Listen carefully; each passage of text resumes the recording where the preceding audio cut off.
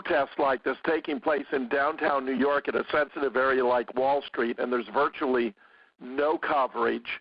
I found this piece in the Huffington Post this morning. There are a couple articles on Op-Ed News. There's something on city pages of the New York Times the other day, but virtually mass media coverage is non-existent. Apparently, it is too threatening to corporate interests to acknowledge it. In his very nice piece, Keith Olbermann discussing this points out right-wing protest involving the Tea Party, for example, it would be getting massive coverage, including on Fox News. But so far as I have been able to determine, because these are ordinary Americans who are protesting the difficult economic times in which they are living, and the failure of the government to take appropriate actions to deal with the unemployment problem, which now affects as many as 25 million Americans.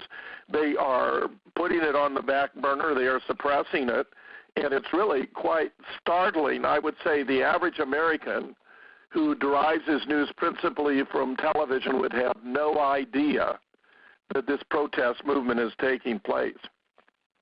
I would draw a comparison with another illustration that those who are following politics, in particular the Republican presidential campaign, are experiencing, namely the candidate who seems to have the greatest durability, the most consistent support, whose financial raising and whose straw poll successes are making him notable to those who are paying attention, is Representative Ron Paul from Texas. But while Ron Paul is doing extremely well, the media are ignoring his campaign.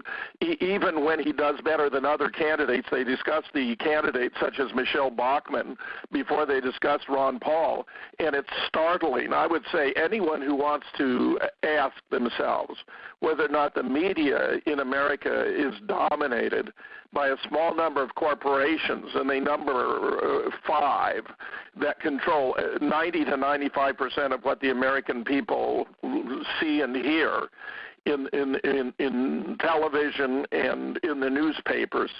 Trace the campaign of Ron Paul, and you're going to find just absolutely astonishing distortion, misrepresentation, and mostly suppression. And I think the answer is rather obvious. Ron Paul is an anti-war candidate. He wants to end the American empire, close the bases worldwide, save the money, restore the country to constitutional government. He wants to end the Fed, which is a printing press that enriches the most rich and powerful. What he wants to do is very, very important for the American people, but it's not getting any coverage either. So I think what we have here is yet another stunning example of the mass media suppressing information that the American people and indeed the rest of the world deserve to know.